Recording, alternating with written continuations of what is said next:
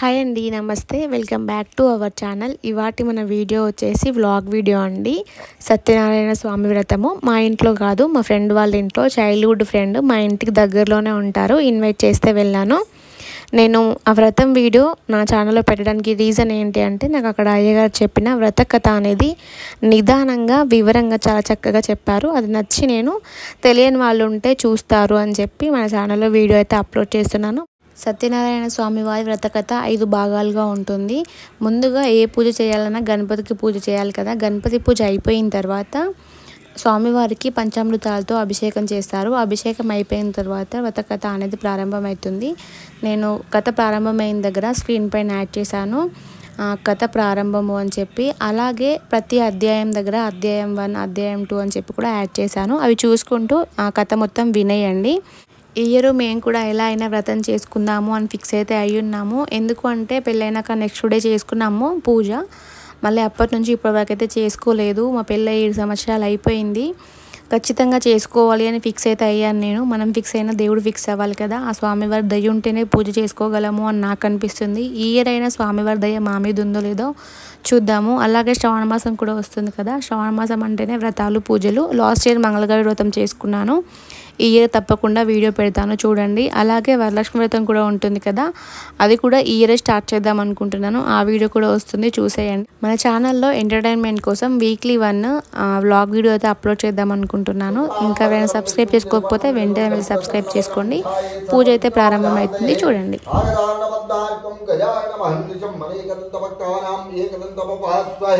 जानावाहना चोड़ोपचार पूजा समर्पयामि। वां लक्ष्मीनारायणाभ्याय नमः, वां सती पुरंदराभ्याय नमः, अरुंधती वशिष्ठाभ्याय नमः, वां सर्वेभ्यो महाचर्यज्ञो नमः। कलशाराधनमं करिष्ये। ఆ కలశానికి కొద్దిగా ఇట్లా పసుపు రాసి బొట్టు పెట్టాము.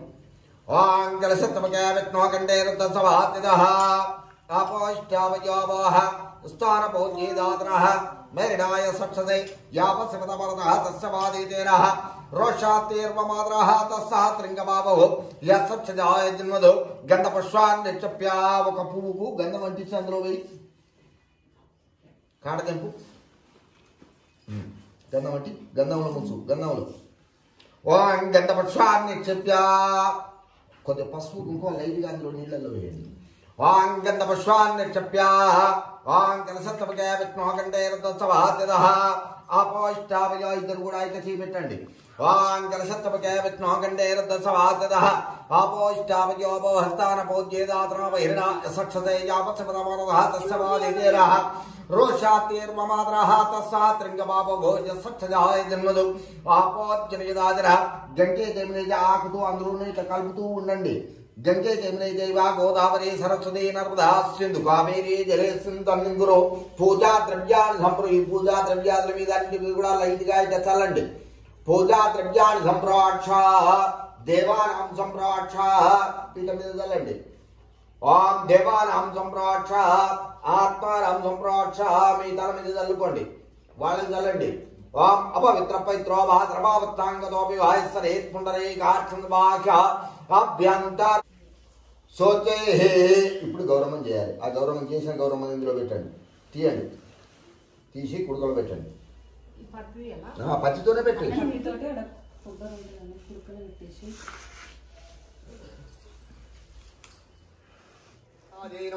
ఓం ధూమ్రకేతాయ నమః, ఓం గణాధ్యక్షాయ నమః, ఓం పాచంద్రాయ నమః, ఓం గజాననాయ నమః, ఓం శూర్పకర్ణాయ నమః, ఓం ఏరంబాయ నమః, ఓం స్కందపూర్వజాయ నమః, నారాయణాయ నమః, ఓం మాధవాయ నమః, ఓం గోవిందాయ నమః, ఓం విష్ణవే నమః, ఓం మసూదరాయ నమః, ఓం త్రిక్రమాయ నమః, ఓం మామరాయ నమః, ఓం శ్రీధరాయ నమః, ఓం ఋషికేశాయ నమః, ఓం పద్మనాభాయ నమః, ఓం దామోదరాయ నమః, ఓం సంకర్షణాయ నమః, ఓం వాస్యవాయ నమః, ఓం ప్రద్యుమ్నాయ నమః, ఓం మరుద్ధాయ నమః, ఓం పురుషోత్తమాయ నమః, ఓం మదోక్షాయ నమః, ఓం నారసింహాయ నమః, ఓం అచ్యుతాయ నమః, ఓం జనాద్రాయ నమః, ఓం ఉపేంద్రాయ నమః, ఓం మృగే నమః, ఓం మహాగణపతియే నమః.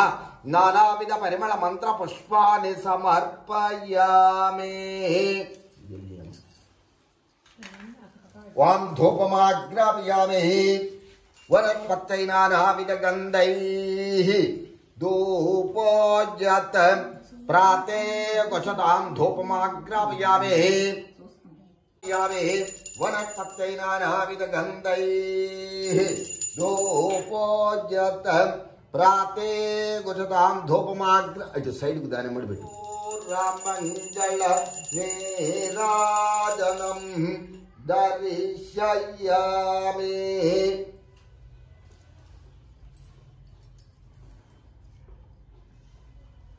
नमस्करोमि पंचामृत स्नानं समर्पयामि ओम सहस्रशीर्षं देवं विश्वाक्षं विश्वजम्भवं विश्वनारायण देवमक्षरं परमं पदं विश्वत परमान् नित्यं विश्वनारायणगुं हरिं विश्वमेवेदं तत्तिष्ठमवदेवते पतिं विश्वशाश्वतिगुं सोमच्युतं नारायण भाग्नेयं विश्वात्मानं परायणं नारायण परज्योतिरात्मा नारायण परः यच्चकिञ्चित् जगत्सर्वं गुह्यते श्रियते पिवा हयग्रीवो महाविष्णु केशवो मधुसूदना गोविन्दो पुण्डरीकाक्षो विष्णु ईश्वरं परवर्ये आदित्य सर्वागेशा सर्वदारतनाद्रः निराधारो निराकारो निर्विशून्यपुत्रवः निरञ्जनो निष्कलङ्को नित्यचुट्टो नियावयाचिदानन्दमया साक्षी शरण्यन्दर्वदायक क्षेमान् लोकप्रियादेशः शिवः सारस्तब्धः वेदोद्धाता दिव्यवेद्य प्रवदनः पूर्णं पुरादा पंचकेत प्रातर परमात्मा परंजुषि परेशा भार्गा परः सर्वदेवतात्कोद्धान वेद वेदांत मार्गा सकलोपनिषदो जीवो जेदो जाडवनाजक जप प्रियो जप सचो जप का प्रिया गुदुदु विमलो विश्वरो बच्चा विश्वगोप्त विदत्त तवे दिंद सबदुंदो शांति अक्षांत मार्गाश्रयं पदस्तमे स्वयं स्वामदेश्वर अच्युतोनंतरो बच्चा प्राण पृथ्वीपतिम अभक्तो भक्तरो बच्चा सर्वधार्चितमोर अज्ञान नाशको ज्ञान पूर्णतंद सभा प्रभा ज्ञान दो मक्सुद्रोगी योगेश सर्व कामदा महायोगी महामुनि मौनि संसेन सांपदे हंसा प्रमोसा चा विश्वगोप्त विराट सराट शुद्ध सत्संगा जडामल्ल दमुद आदिमध्यांतरहिता सर्वागेश्वरेश्वरः सर्वविद्यस्वरूपाय लक्ष्मी संलक्षसे मधुवास लक्षाय हैकीवाय मंगलम् तत्संज्ञारा गणेमये गातुं यज्ञाय यज्ञपतये दैवीके ओम शुद्धोदकस्थानं समर्पयामि మీ మీద ఉన్న టవల్తో కొద్దిగా బుట్టు పెట్టము ముఖానికి ఎదురు రొమ్ముకు రెండు భుజాలకు పాదాలకు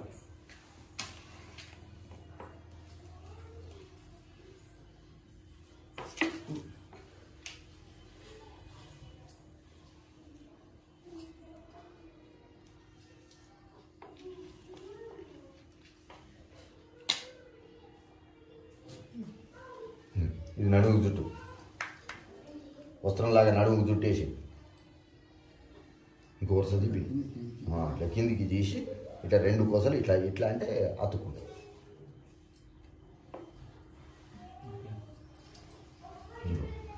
ఇక్కడ పెట్టాలి చెంబు దగ్గర చెంబుకు ఆనబెట్టు చెంబుకు అన్యాయం లేదు కొద్దిగా ముందు కూర్చోండి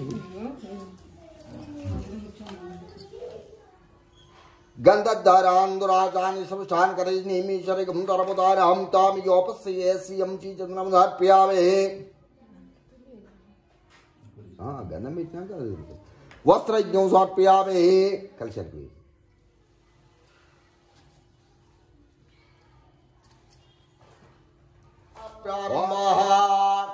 ఏకదా నైమిషారణ్యే రసకశ్యవనకాదయః అయ్యా పూర్వకాలము నైమిషారణ్యంలో సూత పౌరాణికుడు శౌనకాది మహర్షులందరూ కూడా కూర్చొని సోమయాగాన్ని చేశారట. ఎప్పుడైతే సోమయాగం పరిసమాప్తం అయిపోయిందో వెంటనే సూత పౌరాణికుడిని శౌనకాది మహర్షులందరూ కూడా కూర్చొని అయ్యా మన భూలోకంలో కోరిన కోరికలలా కూడా తీర్చడానికి ఏదైనా వ్రతమా జపమా తపమా ఏదైనా ఉంటే సరియండి స్వామి అని కోరారట.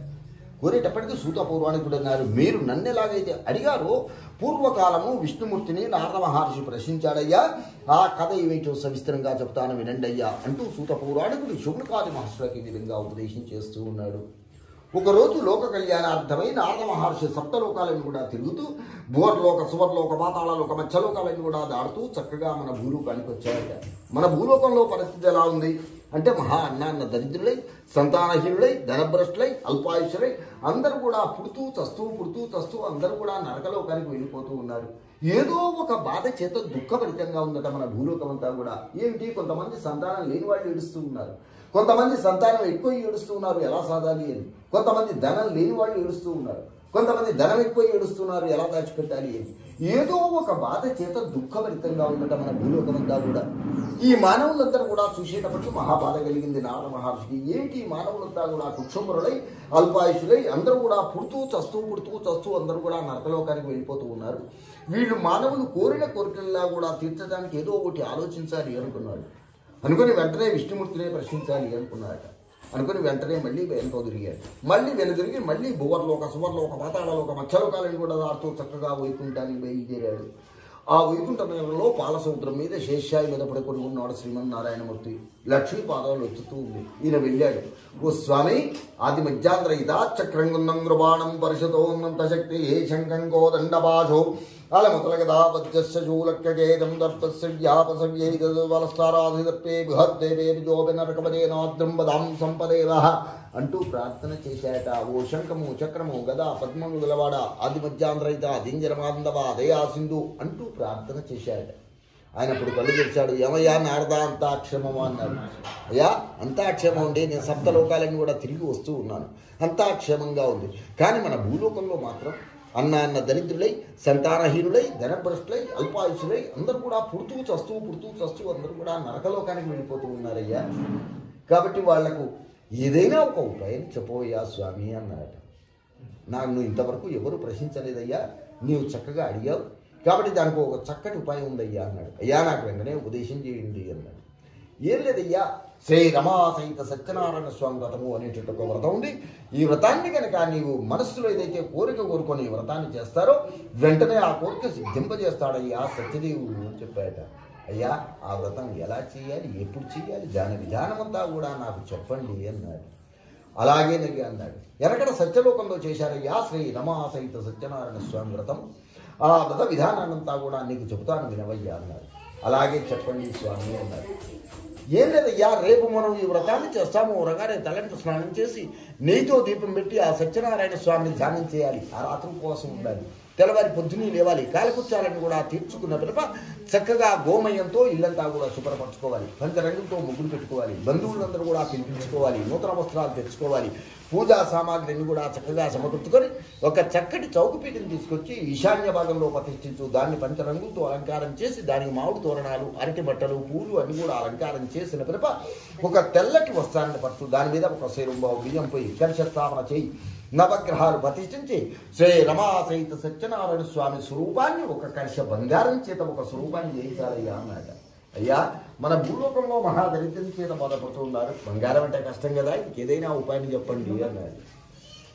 కనీసం వెండిదైనా ఏం లేదయ్యా అన్నాడు. అయ్యా అది చేతగాని వాళ్ళు అన్నాడు. అంటే కనీసం పంచలోహం ఏం లేదయ్యా. అయ్యా అది చేతగాని వాళ్ళు అంటే కనీసం ₹1 బిళ్ళకు స్థాపన పుణ్యావాచనం అన్ని కూడా చేసి ఆ ₹1 బిళ్ళనే సత్యనారాయణ స్వామిగా మనస్సులో ఊహించుకొని పంచామృతం చేత అభిషేకం చేసి తర్వాత శుద్ధోదకం చేత అభిషేకం చేసి ఆ పీఠం మీద ప్రతిష్ఠించి అష్టోత్తర శతనామాలతో పూజించి అర్చించి ఆరాధించిన పిదప ఆయనకు ఇష్టమైనటువంటి ఒక పండు, అరటిపండు, నారికేళాలు, కొబ్బరికాయలు, ఒక సేరుంబావు గోధుమ నూక అన్నాడు. అయ్యా చేతగాని వాళ్ళు కనీసం నూకరణమైన ఏం లేదయ్యా అన్నాడు. ఓ సేరుంబావు పంచదార. అయ్యా చేతగాని వాళ్ళు కనీసం బెల్లమైన ఏం లేదయ్యా అన్నాడు. ఏదో మనకు ఇప్పుడు ఏదో మనకు ప్రాణం ఆగలేక వండిన పదార్థాలన్నీ పెడుతూ ఉంటాం. కానీ కేవలం సత్యనారాయణ స్వామి కేవలం పచ్చివి ఆ గోధుమ నూక, పంచదార, అరటిపళ్ళు, కొబ్బరికాయలు అవే నైవేద్యంగా చేసి యథాశక్తిగా నలుగురికి అన్నదానం చేసి తర్వాత ఆ తీర్థాన్ని ప్రసాదాన్ని సేవించినట్టయితే నీ మనస్సులో ఏదైతే కోరిక కోరుకొని ఈ వ్రతాన్ని చేస్తారో వెంటనే ఆ కోరిక దింపజేస్తాడయ్యా సత్యదేవుడు అని చెప్పాడు. ఓహో చాలా సంతోషం స్వామి, చాలా చక్కటి ఉపాయం చెప్పారు. ఈ వ్రతాన్ని నేను భూలోకంలో జరిగేటట్టు చేస్తాను, నాకు సర్వేది స్వామి అన్నాడు. అలాగేనయ్యా అన్నాడు. కానీ చిన్న సందేహము అన్నాడు. అయ్యా ఏంటి అడగవయ్యా అన్నాడు.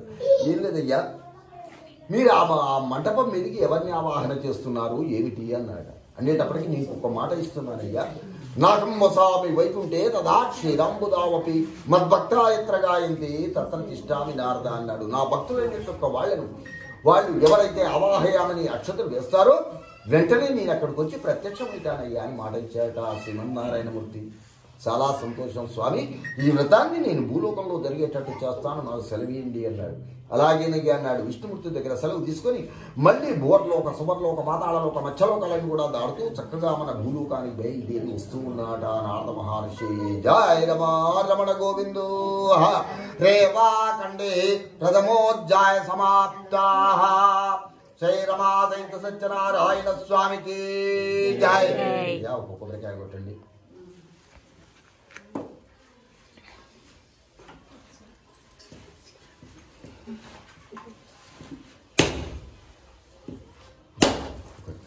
కూడా తిరుగుతూ నారద మహర్షి చక్కగా మన భూలోకానికి వచ్చాయట. ఆ భూలోకంలో అది కాశీనగరం. ఆ కాశీనగరంలో మహాకాడు వృద్ధ బ్రాహ్మడు ఉన్నాడు, మహాష్టావధాన పండితుడు. కానీ మహాదరిద్రం చేత బాధపడుతూ ఉన్నాడు. రోజు 10 ఇండ్లు అక్షయపాత్రలు కొని జీవనం గడుపుతూ ఉన్నాడట. ఇదే మంచి అవకాశం అనుకున్నాడు ఈ నారద మహర్షి. ఒక బ్రాహ్మణ వేషధారి బ్రాహ్మణుడు ప్రత్యక్షమయ్యాడు. ఏమయ్యా, బ్రాహ్మణ పుట్టబుట్టి భౌతి భిక్షాందేహి అంటూ తిరుగుతూ ఉన్నావు, కారణం ఏమిటయ్యా అన్నాడు. అయ్యా, సాటి బ్రాహ్మణుడు, ఏదైనా ఒక ఉపాయం చెప్పవయ్యా. నేను ఎంత సంపాదించినా నా పిల్లలకి ఇంత అన్నం పెట్టలేకపోతూ ఉన్నాను, ఈ దరిద్రం తొలిగే మార్గాన్ని చెప్పవయ్యా అన్నాడు. ఇదే మంచి అవకాశం అనుకున్నాడు. దానికి ఒక చక్కటి ఉపాయం ఉందయ్యా. శ్రీ రమా సహిత సత్యనారాయణ స్వామి వ్రతము అనేటువంటి ఒక వ్రతం ఉంది. ఈ వ్రతాన్ని కనుక నీ మనస్సులో ఏదైతే కోరిక కోరుకొని ఈ వ్రతాన్ని చేస్తారో వెంటనే ఆ కోరిక సిద్ధింపజేస్తాడయ్యా సత్యదేవుడు అని చెప్పారు. అయ్యా, నాకు వెంటనే ఉపదేశం చేయండి అన్నాడు. అలాగే నెయ్యా అన్నాడు. ఏం లేదయ్యా, రేపు మనం ఈ వ్రతాన్ని చేస్తాము అనగానే తలంటి స్నానం చేసి నీతో దీపం పెట్టి ఆ సత్యనారాయణ స్వామిని ధ్యానం చేయాలి. ఆ రాత్రి ఉపవాసం ఉండాలి. తెల్లవారి పొద్దున్నే లేవాలి. కాలకృత్యాలను కూడా తీర్చుకున్న పిదప చక్కగా గోమయంతో ఇదంతా కూడా శుభ్రపరచుకోవాలి. పంచరంగులతో ముగ్గులు పెట్టుకోవాలి. బంధువులందరూ కూడా పిలిపించుకోవాలి. నూతన వస్త్రాలు తెచ్చుకోవాలి. పూజా సామాగ్రిని కూడా చక్కగా సమకూర్చుకొని ఒక చక్కటి చౌకపీఠం తీసుకొచ్చి ఈశాన్య భాగంలో ప్రతిష్ఠించు. దాన్ని పంచరంగులతో అలంకారం చేసి దానికి మామిడి తోరణాలు, అరటి మట్టలు, పూలు అన్ని కూడా అలంకారం చేసిన పిదప ఒక తెల్లటి వస్త్రాన్ని పరచు. దాని మీద ఒక శరంబావు బియ్యం పోసి కలిసి స్థాపన చేసి నవగ్రహాలు ప్రతిష్ఠించి శ్రీ రమా సహిత సత్యనారాయణ స్వామి స్వరూపాన్ని ఓ చేతనైన వాళ్ళు బంగారుది లేకపోతే వెండిది లేకపోతే పంచలోహంది లేకపోతే ₹1 బిళ్ళకైనా కూడా స్థపన పుణ్యావచనం అన్ని కూడా చేసి పంచామృతం చేత అభిషేకం చేసి ఆ పీఠం మీద ప్రతిష్ఠించి అష్టోత్తర శతనామాలతో పూజించి అర్చించి ఆరాధించిన పిదప ఆయనకు ఇష్టమైనటువంటి ఒక పండు, అరటిపండు, నారికేళాలు, కొబ్బరికాయలు, ఒక సేరుంబావు, గోధుమ నూక, పంచదార అదే నైవేద్యంగా చేసి యథాశక్తిగా నలుగురికి అన్నదానం చేసి తర్వాత ఆ తీర్థాన్ని ప్రసాదాన్ని సేవించినట్టయితే నీ మనస్సులో ఏదైతే కోరిక కోరుకొని వ్రతాన్ని చేస్తారో వెంటనే ఆ కోరిక సిద్ధింపజేస్తాడయ్యా సత్యదేవుడు అని చెప్పారట. ఓహో, చాలా సంతోషం స్వామి, చాలా చక్కటి పాయని చెప్పారు. నేను ఇవాళ భిక్ష కోసం ఊళ్ళోకి వెళుతూ ఉన్నాను. ఇవాళ ఎంతైతే భిక్ష దొరుకుతుందో రేపు ఉదయాన్నే వచ్చి ఈ వ్రతాన్ని చేస్తాను. ఓ రమా సహిత సత్యనారాయణ స్వామి అని ఇదే భారమన్నాడు. ఆ స్వామిని దంచుకొని భౌతి భిక్షాందేహి అంటూ ఊళ్ళోకి వెళ్ళాడు ఆ బ్రాహ్మడు. నారద మహర్షి అంతర్ధానం వెళ్ళిపోయాడు. ఎప్పుడైతే ఊళ్ళోకి వెళ్ళాడో ఆ సత్యదేవుని యొక్క మహిమ వల్ల నిన్నమన్న కనీసం పిలిచాడు బియ్యం పెట్టిన వాళ్ళు కూడా అందరూ కూడా పిలిచి భిక్ష వేస్తూ ఉన్నారట.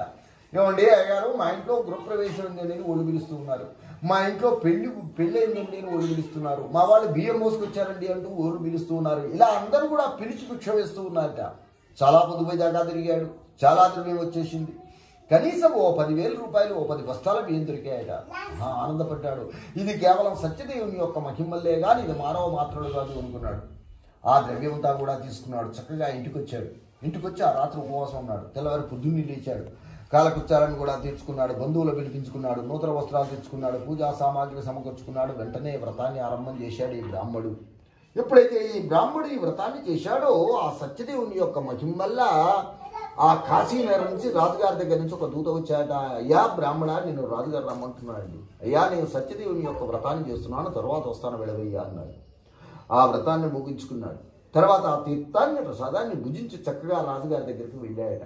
అయ్యా, ఏంటి పిలిపించారు అన్నాడు. ఏం లేదయ్యా బ్రాహ్మణ, మాకు ఆస్థానంలో రాజపురోహితునిగా ఎవరూ లేరు, నీకు రాజదర్బాల్లో కొలువిస్తున్నాను, నీవు ఉండవలసిందిగా ఆజ్ఞాపించాడు. మహా ఆనందపడ్డాడు. ఇది కేవలం సత్యదేవుని యొక్క మహిమల్లే కానీ ఇది మానవ మాత్రలు కాదు అనుకున్నాడు. వెంటనే ఆ రాజదర్బాలు కొలువులో చేరాడు ఈ బ్రాహ్మణుడు. అప్పటి నుండి దినదినాభి అభివృద్ధి చెందుతూ ఉన్నాడు. మహాధనవంతుడైపోతూ ఉన్నాడు. కానీ ఆ స్వామిని మర్చిపోకుండా ప్రతి పౌర్ణమి కూడా ఈ వ్రతాన్ని కొనసాగిస్తూ ఉన్నాడు. ఎప్పుడైతే ఈ వ్రతాన్ని కొనసాగిస్తున్నాడో ఆయన కోటీశ్వరుడైపోతూ ఉన్నాడు. ఇలా ప్రతి పౌర్ణమి నాడు వ్రతాన్ని చేస్తూ ఉన్నాడు. ఒక వైశాఖ పౌర్ణమి నాడు వ్రతాన్ని చేస్తూ ఉన్నాడు ఈ బ్రాహ్మడు. చేస్తూ ఉంటే అక్కడికి ఒక కట్టెల ముగ్గురు వాడు వచ్చాట. వచ్చి అయ్యా దాహంగా ఉంది, కొద్దిగా మంచినీళ్ళు ఇస్తారా అన్నాడు. నీకు మంచిది కాదయ్యా, నీకు ఏకమిగా భోజనాన్ని పెడతాను ఉండవయ్యా అన్నాడు. ఆ వ్రతం అయిపోయింది. తర్వాత ఆ తీర్థాన్ని ప్రసాదాన్ని ఆ భోజనాన్ని పెట్టారట. వీడికి ఆశ్చర్యం వేసింది కట్టెల ముగ్గురే వాడికి. ఏమయ్యా బ్రాహ్మణ, నిన్న మొన్న బౌద్ధ భిక్షాన్ని అంటూ నువ్వు తిరిగేవాడికి, నేను కట్టెల ముగ్గురు తిరుగుతూ ఉండేవాడిని. అసలు ఇంత ద్రవ్యం ఎలా సంపాదించావు, ఇంతమందికి అన్నం పెట్టగలుగుతున్నావంటే నువ్వు ఎలా సంపాదించావు, అసలు నువ్వు చేసే పూజలు ఏంటి, పురస్కారాలు ఏంటి అన్నాడు. అంటే ఏం లేదయ్యా, కేవలం ఆ సత్యదేవుడే నాకు ప్రత్యేకమై చెప్పాడు ఏమిటో ఒక బ్రాహ్మణుడు ఉపదేశం చేశాడు. శ్రీ రమాసహిత సత్యనారాయణ స్వామి వ్రతము అంటారు. ఈ వ్రతాన్ని చేశాను, నాకు రాయగర్భాలు కొలువు చేసింది. అప్పటి నుండి నేను హాయిగా జీవనం గడుపుతూ ఉన్నాను. కానీ ఆ స్వామిని మర్చిపోకుండా ప్రతి పౌర్ణమి కూడా ఈ వ్రతాన్ని కొనసాగిస్తున్నానయ్యా అన్నాడు. అయ్యా, నేను కూడా మహాదరిద్రం చేత కఠినంగా జీవనం గడుపుతూ ఉన్నాను, కాబట్టి నేను కూడా ఈ వ్రతాన్ని ఆచరిస్తాను, నాకు కూడా ఉపదేశం చేయండి అన్నాడు. అలాగేనయ్యా అన్నాడు. బ్రాహ్మణ దగ్గర ఉపదేశం తీసుకున్నాడు. వ్రత విధానం అంతా కూడా తెలుసుకున్నాడు. తెలుసుకొని చాలా చక్కగా ఆ తీర్థాన్ని ప్రసాదాన్ని భుజించి ఆ అక్షతలు తీసుకొని, ఓ రమాసహిత సత్యనారాయణ స్వామి, నేను కూడా నీ వ్రతాన్ని ఆచరిస్తాను, ఎన్నో రోజులు ఊరుకోను. ఇవాళ ఈ కట్టెల మోపు ఎంతకైతే పోతుందో రేపు ఉదయాన్నే వచ్చి నీ వ్రతాన్ని చేసుకుంటాను స్వామి అంటూ ప్రతిజ్ఞ చేసి ఆ కట్టెల మోపు ఎత్తుకొని ఊళ్ళోకి వెళ్ళాడట. వెళ్తూ షావుకార్ల బజారు ఊరికి వెళ్ళాడు. ఎప్పుడైతే ఊళ్ళోకి వెళ్ళాడో ఆ సత్యదేవుని యొక్క మహిమ వల్ల అందరికి కూడా ఈ కట్టెల మోపు మంచి గంధం చెక్కలాగా కనపడుతూ ఉన్నాయి అందరికి కూడా. ఓ షావుకారు ముందరికి వచ్చాడు. ఏమయ్యా, కట్టెల మోపు ఇస్తావా ఏంటి అని సంగతి అన్నాడు. అయ్యా ఇస్తానండి. ఎంతనయ్యా అన్నాడు. ఓ రమాసహిత సత్యనారాయణ స్వామి ఇదే వరం అన్నాడు. ఆ స్వామిని తలుచుకొని ఓ 100 రూపాయలు అండి అన్నాడు. ఇస్తాను రావయ్యా అన్నాడు ఆయన మాట్లాడు. అలా వెళుతూ ఉన్నాట. వెళుతూ ఉంటే ఇంకో షావుకారం తెచ్చాడు. ఏమయ్యా, ఇవి మంచి గంధం చెక్కలాగా కనబడుతూ ఉన్నాయి, ఇవి అర్జెంటుగా నాకు అవసరం, వీటితో నాకు ఓ పని ఉంది, కాబట్టి నీకు డబ్బులు ఎక్కిస్తాను, నీకు 200 ఇస్తాను, నాకు 1000 అన్నాడు. అనేటప్పటికి వీడికి ఆశ వచ్చేసిందట. మళ్ళీ పక్కకు తిరిగాడు. తిరిగేటప్పుడు మొదట ఆయన అన్నాడు, ఏమయ్యా మా ఇంటికి వస్తానని అలా పోతున్నావు ఏమిటి అన్నాడు. అయ్యా, డబ్బులు ఎక్కువ వస్తున్నాయండి, అక్కడ మీరు 100 అంటే 200 రూపాయలు వస్తూ ఉన్నారు, కాబట్టి నేను మహాదరిద్రుని, కాబట్టి నేను అటు వెళుతున్నాను అంటే. ఏ కాదయ్యా, నేను మొట్టమొదటి పిలిచాను, నా ప్రత్యేకి దెబ్బతింటుంది, కాబట్టి ఆ 200 కాదయ్యా, నేనే 400 ఇస్తాను, నాకు 1000 అన్నాడు. ఈయన 400 అయ్యేటప్పటికి ఆయన 600 అన్నాడు. ఆయన 6 అయ్యేటప్పటికి ఈయన 8 అన్నాడు. ఈయన 8 అయ్యేటప్పటికి ఆయన 10 అన్నాడు. ఆయన 10 అయ్యేటప్పటికి ఈయన 20 అన్నాడు. ఇలా వాళ్ళిద్దరి మధ్యలో పోటాపోటీగా విలువ పెరుగుతూ పోయిందిట. కొత్తకు ఒక 10,000 రూపాయలకు బాడేట ఇంత కట్టెల మోపు. ఆశ్చర్యం వేసింది. ఇది కేవలం సత్యదేవుని యొక్క మహిమ వల్లే కానీ ఇది మానవ పాత్రలు కాదు అనుకున్నాడు. అనుకొని చాలా చక్కగా ఆ కట్టెల మోపు అక్కడ వేశాడు. ఆ ద్రవ్యాన్ని తీసుకున్నాడు. చక్కగా ఇంటికి వచ్చాడు. ఆ రాత్రి ఉపవాసం ఉన్నాడు. తెల్లవారి పొద్దున్నే తెచ్చాడు. కాలకృత్యాలను కూడా తెచ్చుకున్నాడు. బంధువులు వినిపించుకున్నాడు. నూతన వస్త్రాలు తెచ్చుకున్నాడు. పూజా సామాగ్రిని సమకూర్చుకున్నాడు. వెంటనే వ్రతాన్ని ఆరంభం చేశాడు ఈ కట్టెల ముగ్గురేవాడు. ఎప్పుడైతే వ్రతాన్ని ఆరంభం చేశాడో ఆ సత్యదేవుని యొక్క మహిమ వల్ల షావుకార్ల బజార్ నుంచి 10 మంది వచ్చాట. ఏమయ్యా, నిన్న వాళ్ళకి చేశావు కదా అటువంటి కట్టెల మోపులు, మాకో 10 కావాలి, మాకో 20 కావాలి, మాకో 50 కావాలి అంటూ ఇంటికి వచ్చి అడ్వాన్సులు ఇచ్చి వెళ్ళిపోతూ ఉన్నారట. పోతూ ఉంటే వాళ్ళందరినీ అలాగే ఉండమన్నారు. చక్కగా ఆ వ్రతాన్ని కాస్త ముగించుకున్నాడు. వచ్చిన వాళ్ళందరూ కూడా భోజన దక్షిణ తాంబూలాలు ఇచ్చారు కూడా సాగనంపి ఆ తీర్థాన్ని ప్రసాదాన్ని సేవించి ఆ వీళ్ళు ఇచ్చినటువంటి ఒక అడ్వాన్సులతో ఆ తెల్లవారి నుంచి వీడికి ఎరుకున్నటువంటి ఒక వ్యాపారం కట్టెల వ్యాపారమే సాగించాయట. 1 సంవత్సరంలోగానే బండ్లు పోయి ట్రాక్టర్ పోయి లారీలు పోయి పెద్ద కట్టెల ఫ్యాక్టరీ పెట్టుకొని మహాకోటీశ్వరుడు అయిపోయాడట. కానీ ఆ స్వామిని మర్చిపోకుండా ప్రతి కార్తీక పౌర్ణమి నాడు శ్రీ రమాసహిత సత్యనారాయణ స్వామి వ్రతాన్ని చేస్తూ హాయిగా 1000 సంవత్సరాలు జీవనాన్ని గడిపాడట. అంచెముందు శివకాన్ని వెళ్ళిపోయాడట. జయ రమా రమణ గోవిందో. రేవాఖండే ద్వితీయోధ్యాయ సమాప్తాః. శ్రీ రమాసహిత సత్యనారాయణ స్వామికి జయ. కొబ్బరికాయ కొట్టండి. తీయాలి మళ్ళీ ఇస్తా. కథ కొట్టిస్తా.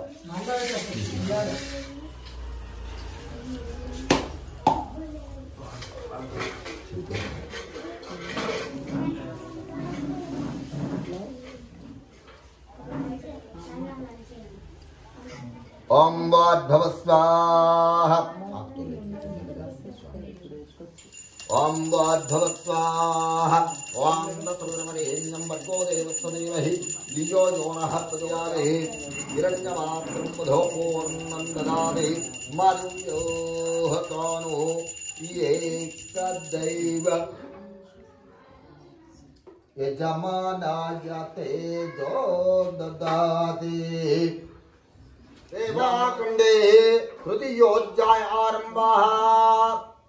సూత పౌరాణికుడు శౌనకాది మహర్షులు మళ్ళీ ఈ విధంగా ప్రశ్నించాట. ఏమయ్య, ఈ మన భూలోకంలో ఈ బ్రాహ్మడు ఈ కట్టెలమ్ముకునేవాడు ఈ వ్రతాన్ని చేసి ఫలితాన్ని పొందారా, లేకపోతే ఇంకెవరైనా కూడా చేసి ఫలితాన్ని పొందిన వాళ్ళు ఉన్నారా అని అనేటప్పటికి మళ్ళీ ఒక కథ చెప్తాను వినండి అయ్యా అంటూ సూత పౌరాణికుడు శౌనకాది మహర్షులకు ఈ విధంగా ఉపదేశం చేస్తూ ఉన్నాడు. పూర్వము మగధ దేశాన్ని పరిపాలిస్తూ ఉన్నాడు ఉల్కామహుడు అనేటువంటి ఒక మహారాజు గారు. 4 పాదములందు ధర్మాన్ని తప్పక పరిపాలన సాగిస్తూ ఉన్నాడు.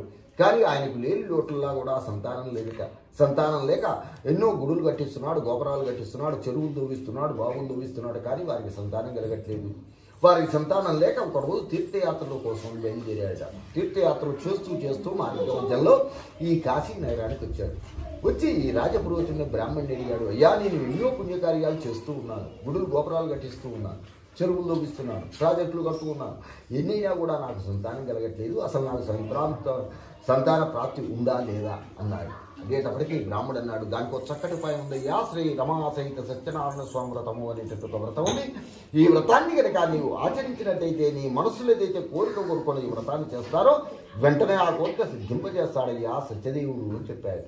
అయ్యా, నాకు వెంటనే ఉపదేశం చేయండి అన్నాడు. వెంటనే ఉపదేశం తీసుకున్నాడు. వ్రత విధానం అంతా కూడా తెలుసుకున్నాడు. తెలుసుకొని చాలా చక్కగా తీర్థయాత్ర మోగించుకొని చక్కగా ఇంటికి వచ్చాడు రాజుగారు. వచ్చి ఒక శుభముహూర్తాన ఒక కార్తీక పౌర్ణమి నాడు ఆ ఊరు వెలుపల భద్రశీల అనేటువంటి ఒక నది ఉందట. ఆ నదిలో స్నానం చేసి ఆ నది ఒడ్డున పెద్ద పందిని వేయించి శ్రీ రమా సహిత సత్యనారాయణ స్వామి వ్రతాన్ని చేశాడు. చేసేటప్పటికీ ఆ స్వామి యొక్క దయ వల్ల 1 సంవత్సరంలోగానే వారికి సంతానం కలిగింది. వారికి సంతానం కలిగినప్పటి నుండి ప్రతి కార్తీక పౌర్ణమి నాడు ఆ నదిలో స్నానం చేయటం, ఆ నది ఒడ్డున ఈ వ్రతాన్ని కొనసాగిస్తూ ఉన్నాడు రాజుగారు. ఒక కార్తీక పౌర్ణమి నాడు వ్రతాన్ని చేస్తూ ఉన్నాడు నది ఒడ్డున. చేస్తూ ఉంటే ఇక్కడ ముత్యాలు, రత్నాలు, బంగారం వ్యాపారస్తులు ఓ షావుకారు వచ్చారట. ఏమిట్రా కోలాహలంగా ఉంది నది ఒడ్డున అనుకున్నాడు. పొడవ పక్కవ పెట్టాడు, లోపలికి వెళ్ళాడు. వెళ్ళి, అయ్యా తుంగతుర్య మహారాజా, ఉల్కా మహారాజా, అసలు ఈ నది ఉంటున్న వ్రతాలేంటి, అన్నదానాలేంటి, వస్త్రదానాలేంటి, దేనికి చేస్తున్నారు, ఏమిటి అని అన్నాడు.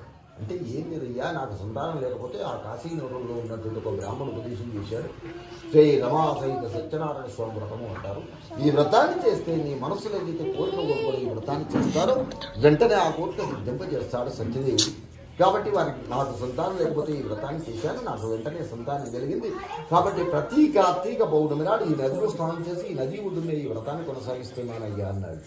ఓహో, చాలా సంతోషం అయ్యా, నాకు కూడా సంతానం లేదండి, నాకు కూడా ఉపదేశం చేయండి అన్నాడు. అలాగేనయ్యా అన్నాడు. వెంటనే రాజుగారి దగ్గర ఉపదేశం తీసుకున్నాడు. వ్రత విధానం అంతా కూడా తెలుసుకున్నాడు.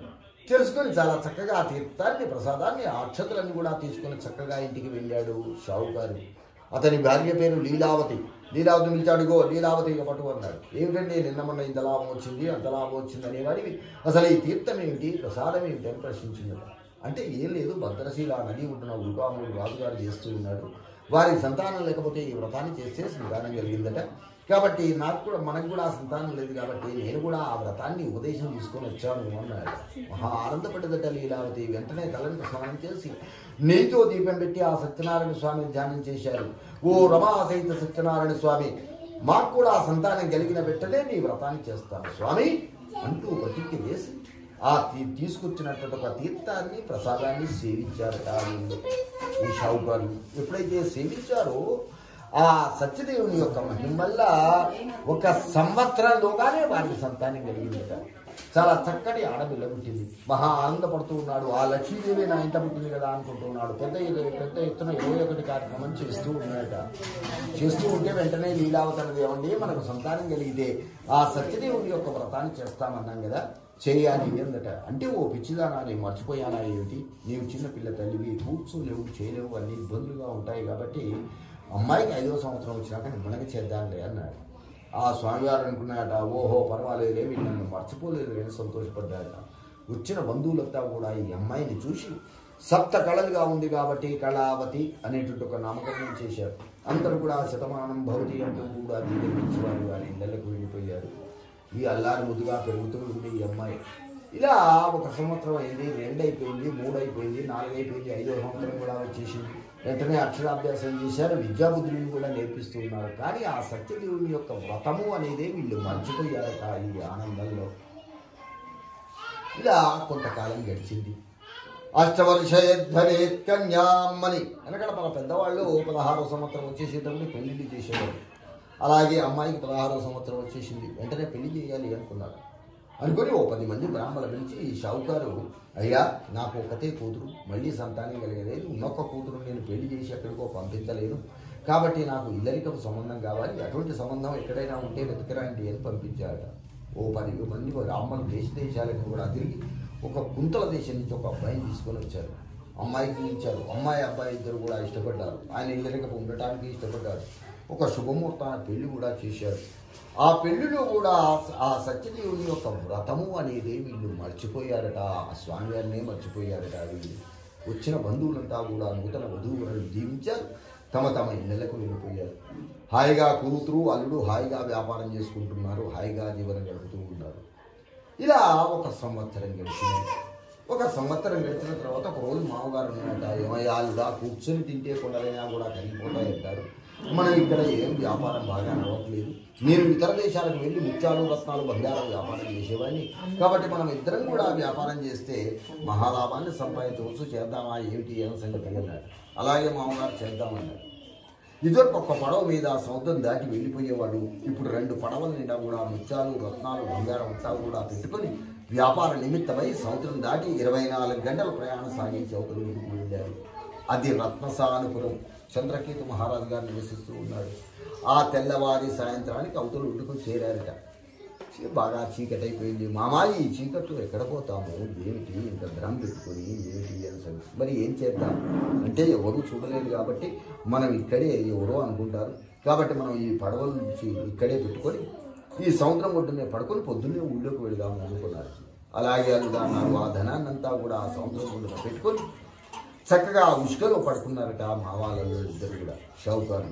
పడుకునేటప్పటికీ ఆ సత్యనారాయణ స్వామికే కోపం వచ్చేసిందిట. ఓహో వీడు మొట్టమొదటి సంతానం అన్నాడు, తర్వాత పెద్ద కావాలి అన్నాడు, తర్వాత పెళ్ళి అన్నాడు, ఇప్పుడు వ్యాపారం అంటూ ఉన్నాడు, వీడు అజ్ఞానం చేత ఉన్నాడు, వీని జ్ఞానోదయం కావాలి అనుకున్నాడు. అనుకుని ఆ సత్యదేవుని యొక్క మహిమ వల్ల ఆ రత్నసారపురంలో దొంగలు పడి ధనాగారాన్నంతా కూడా కొల్లగొట్టుకుని వెళ్ళిపోతూ ఉన్నారు. ఆ దొంగలను తరుముకుంటూ రాజభటులు ఉరుకొస్తూ ఉన్నారట. ఆ దొంగలు ఉరుకుతూ సముద్రం కొట్టిన ధనం మూటలు పడవేసి వాళ్ళు నీళ్ళల్లో పారిపోయారు. ఆ రాజభటులు తరుముకుంటూ వచ్చి ఈ ఉసుకలో పడుతున్నట్టు ఒక షావుకారు దగ్గరికి వచ్చారు. ఏమయ్యా ఇక్కడ మీ దగ్గర ధనం ఉంది, ఇక్కడ ధనం మూటలని మీరే దొంగలు లేవండి అయ్యా. అయ్యా మేము దొంగలం కావండి, మేము కళింగ దేశస్థులం, రాత్రి ఇలా చీకటైందని ఇక్కడ పడుకున్నామండి అన్నారు. లేదండి మా రాజుగారికి చెప్పురండి అని. వెంటనే ఆ ధనాన్నంతా కూడా అక్కడ తీసుకొని వీళ్ళు తెచ్చిన ధనము అక్కడ దొరికిన ధనము అంతా కూడా తీసుకుపోయి ఆ చంద్రకేతు మహారాజు గారి దగ్గర పెట్టారట. అయ్యా విచారించండి అన్నారు. ఆ రాజుగారు ఏమన్నాడు, ఇక విచారించేది ఉంది అయ్యా, దొంగలు దొరికారు, ద్రవ్యము దొరికింది, కాబట్టి వీళ్ళని తీసుకుపోయి జైల్లో వేయండిరా అన్నాడు. ఈ ధనాన్నంతా కూడా ఆయన ధనాగారాన్ని తరలించారు. ఎప్పుడైతే జైల్లో వేశారో మామూలు అదే రాత్రి ఆ స్వామి యొక్క మహిమ వల్ల వీళ్ళ ఇంటి దగ్గర లీలావతి కళావతి ఇద్దరే ఉన్నారు, తల్లి కూతుళ్ళు. వాళ్ళింట్లో కూడా దొంగలు పడి ద్రవ్యమంతా కూడా దొంగలు ఎత్తుకొని వెళ్ళిపోయారు. అన్న దరిద్రులైపోయారట లీలావతి కళావతి. రోజు 10 ఇళ్ళు అక్షాపాత్రడుకొని జీవనం గడుపుతూ ఉన్నారు. ఒకరోజు బ్రాహ్మణ బజారు వైపు వెళ్ళిందట కళావతి. అక్కడ కేశవభట్టు గారింట్లో శ్రీ రమా సహిత సత్యనారాయణ స్వామి వ్రతాన్ని చేస్తూ ఉన్నారు. ఈమె వెళ్ళి బౌద్ధ భిక్షాన్ని ఉందట. అమ్మా మేము సత్యదేవి యొక్క వ్రతాన్ని చేస్తున్నాం, తర్వాత నీకు భిక్ష వేస్తా ఉండవు. ఆ వ్రతం అయిపోయింది. తర్వాత ఆ తీర్థాన్ని ప్రసాదాన్ని భోజనాన్ని పెట్టారట. చాలా చక్కగా తీసుకొని ఇంటికి వచ్చేసింది. వెంటనే తల్లి మందలించింది. ఏమమ్మా నీ ఉదయం అనగా వెళ్ళావు, ఎక్కడ వెళ్ళావు, ఏంటి అని సంగతి అన్నదా. లేదమ్మా నేను అక్కడ కేశవభట్టు గారి ఇంటికి వెళ్ళాను, అక్కడ శ్రీ రమా సహిత సత్యనారాయణ స్వామి వ్రతమట. ఆ వ్రతాన్ని చేస్తే మనం కోరిన కోరికల్లా కూడా సమకూరుస్తాడట ఆ సత్యదేవుడు. ఆ వ్రతం అయిపోయేదాకా ఉండి ఆ తీర్థాన్ని ప్రసాదాన్ని భోజనాన్ని పెట్టారు, తీసుకొని వచ్చాను ఇవ్వటమ్మా అందట. అప్పుడు జ్ఞాపకం వచ్చేసిందట లీలావతికి. అమ్మా నీవు పుట్టకుండా కూడా మీ నాయనగారు ఇలాగే తెచ్చిచ్చాడు, మేము అప్పుడు వ్రతాన్ని చేస్తామన్నాం, కానీ ఇంతవరకు వ్రతాన్నే చేయలేదు, కాబట్టి మనం ఇన్ని కష్టాల పాలవుతున్నామో ఏమిటో. మన వాళ్ళు వ్యాపార నిమిత్తమని వెళ్ళారు, వాళ్ళు రాలేదు, కాబట్టి మన ఇంట్లో దొంగలు పడి ద్రవ్యమంతా కూడా దొంగలెత్తుకొని వెళ్ళిపోయారు, కాబట్టి మనం వెంటనే వ్రతం చేస్తే బాగుండమ్మా అందట. అప్పుడు జ్ఞానోదయం కలిగిందట లీలావతికి. అలాగేనమ్మా అన్నారు. ఆ స్వామిని ధ్యానం చేశారు. ఓ రమా సహిత సత్యనారాయణ స్వామి, రేపు ఉదయాన్నే భిక్షపడుకొచ్చైనా కూడా నీ వ్రతాన్ని చేస్తాం స్వామి అంటూ ప్రార్థన చేసి ఆమె తీసుకొచ్చినటువంటి ఆ తీర్థాన్ని, ప్రసాదాన్ని, ఆ భోజనాన్ని భుజించి పడుకున్నారట లీలావతి కళావతి ఆ రాత్రి. ఎప్పుడైతే పడుకున్నారో ఆ స్వామికి వాళ్ళ ఎందు దయ కలిగింది. దయ కలిగి అదే రాత్రి చంద్రకేతు మహారాజు గారి కలలో పోయాడట ఆ సత్యనారాయణ స్వామి వారే. ఏమయ్యా చంద్రకేతు మహారాజా, నా భక్తులైనటువంటి వాళ్ళని నీవు బంధించావు, నా పరమ భక్తులయ్యా, వాళ్ళు దొంగలు గారయ్యా అంటూ గద, శంఖము, చక్రము, గద, పద్మములు అన్ని కూడా దర్శనమిచ్చాడట. వెంటనే మేలుకు వచ్చేసింది. లేచి చూశాడు, ఏమీ లేదు. ఓహో కలగన్నానా అనుకున్నాడు. తెల్లవారు నిద్ర పట్టేదట ఆ రాజుగారికి. తెల్లగా తెల్లారింది. మళ్ళీ సభకొచ్చాడు, సభ ఏర్పాటు చేశాడు. ఏమయ్యా, రాత్రి నాకు వింతగా కలబడ్డది, అది నిజమా అబద్ధమా, మనం ఎవరినైనా బంధించామా అన్నాడు. అయ్యా, ఒక 6 మాసాల క్రితం 2 షావుకారులను మాత్రం బంధించామండి. అరే, మీరు చెప్పేది నాకు రాత్రి కలలో కనపడ్డది, అది నిజమే. కాబట్టి వాళ్ళు సామాన్యులు కాదు, ఆ సత్యదేవుని యొక్క భక్తులు. కాబట్టి వాళ్ళని వెంటనే విడిచిపెట్టవలసిందిగా ఆజ్ఞాపించాడు. వెంటనే దూతలు పోయి ఆ జైల్లో ఉన్నటువంటి ఒక షావుకారులను దాన్ని బయటికి తీసుకొని వచ్చారు. గడ్డాలు విషాలు పెరిగి వస్త్రాలు లేక హీన స్థితిలో ఉన్నారట. వెంటనే చురకాలను ధరించి కొత్తటి వస్త్రాలు ఇచ్చి, ఏమయ్యా, మిమ్మల్ని బంధించబట్టే మీ స్వామివారు నాకు దర్శనం ఇచ్చారయ్యా, కాబట్టి మీరు సామాన్యులు కాదు, ఆ సత్యదేవుని యొక్క భక్తులు. కాబట్టి మీ దగ్గర తీసుకున్నటువంటి ఒక ధనానికి రెట్టింపుగా నేను 2 అంతలు కలిపి నేను ఇస్తున్నాను. ఇది తీసుకొని హాయిగా వ్యాపారం చేసుకొని జీవనం సాగించండి అయ్యా అని సాగవనం పేరట రాజుగారు. అలాగే రాజా ఉన్నారు. రాజుగారి దగ్గర సెలవు తీసుకొని ఆ ధనాన్నంతా కూడా యథావిధిగా మూటలు కట్టుకొని హాయిగా వ్యాపారం చేసుకున్నామనుకొని బయలుదేరి వెళ్ళిపోతూ ఉన్నారట. జయ రమా రమణ గోవిందో రేవా ఖండే తృతీయోధ్యాయ సమాప్తా. శ్రీ రమా సహిత సత్యనారాయణ స్వామికి జయ.